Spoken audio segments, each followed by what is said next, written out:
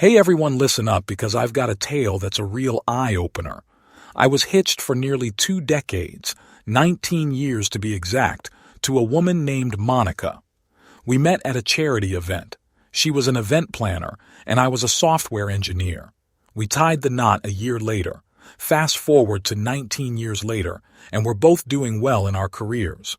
She's a top-tier event planner, and I've climbed the ranks in a tech company. Our daily routine was like clockwork. I'd head out at 8 in the morning and she'd leave by 9 a.m. We'd both be back by 7 p.m., share a meal, catch up on some shows, and hit the sack. But then the script flipped. Monica started coming home late, claiming she had to oversee events that ran late into the night. She'd shoot me a text saying she was swamped and wouldn't be back until after midnight. I had no reason to doubt her. She was my spouse for nearly 20 years after all. However, one day, something just didn't add up. While reviewing our joint bank account, I noticed several withdrawals of $700 each. When I questioned her about it, she claimed she had to help a neighbor who was facing eviction. I was baffled. Why wouldn't she discuss such a large amount with me first? She brushed it off, saying it was a one-time emergency and assured me the neighbor would pay us back soon. I thought to myself, what neighbor? Who is this neighbor? I thought that was total BS. Sure enough, the money reappeared in our account a few weeks later, but my intuition was screaming that something was really off. I decided to dig a little deeper. I reviewed her phone records and found an unfamiliar number, the same number she'd been messaging during her late nights. I knew I had to act. I purchased a discreet GPS device and hid it in her purse. The following day, I left work early and tracked her movements.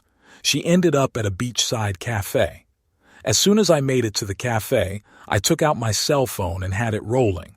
My heart was pounding as I saw her sitting there, laughing and holding hands with a man I'd never seen before. When they were done eating, they walked back to her car, and man, let me tell you, they were almost having sex in her car. I still had my phone rolling, taking photos and videos. I followed them to a hotel, and when they pulled into the hotel, I left. I contacted my attorney and initiated the divorce proceedings. I packed my bags and moved in with my cousin. Monica was blindsided when she was served the divorce papers at her workplace.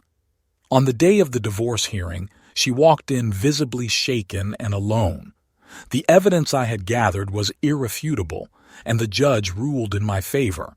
She walked away with nothing more than her personal items in their car. A few months later, I heard she lost her job and the guy she was involved with was busted for tax evasion. Talk about karma. After the divorce was finalized, I took some time to reflect. I was back in the dating game, but cautiously. I wasn't about to let history repeat itself. I started seeing a therapist to work through the emotional baggage. Trust me, even if you're the one who initiates the divorce, the emotional toll is still heavy. Meanwhile, Monica tried to reach out multiple times. She sent emails, left voicemails, and even tried to get mutual friends to talk to me, but I was done. My cousin, where I was staying, was a rock through all this. He told me, "Man, you dodged a bullet. Now it's time to reload and aim for a better future." I focused on my career and even started getting back into my passion, attending car shows. I had always loved attending car shows. I had always been passionate about vintage cars and meeting people at these shows. About 6 months after the divorce, I got a call from an old college buddy, Steve. He said he was in town and wanted to catch up. We met at a local bar and he told me he was going through a similar situation. His wife of 15 years had cheated on him. We talked for hours and it felt good to know I wasn't alone. Steve said, "Man, if you can get through this, I can too."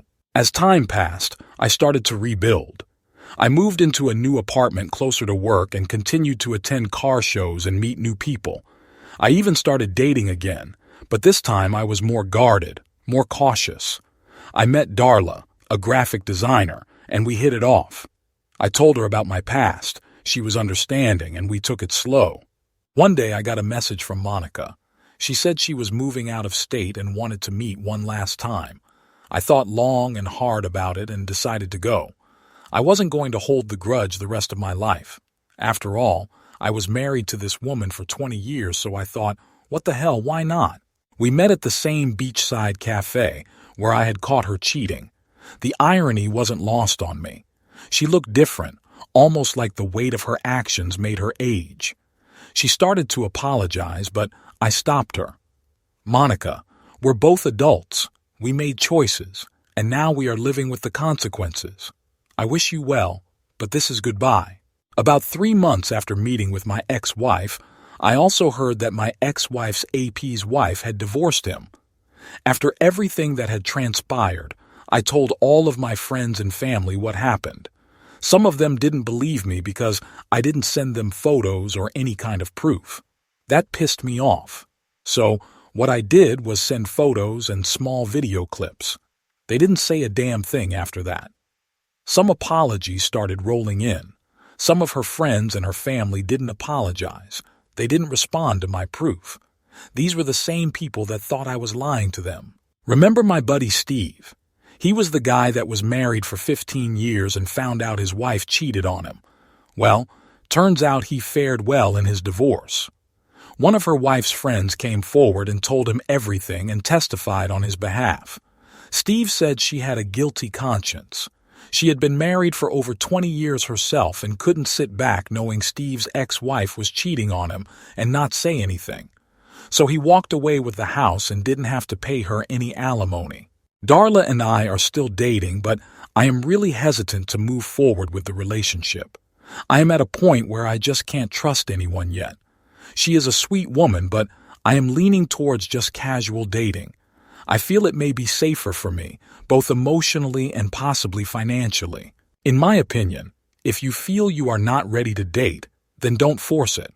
I am a firm believer that time heals all wounds. Some just take longer than others. But I have to say, not every woman has a hidden agenda. Men, don't ignore red flags. Please subscribe my channel for more news stories.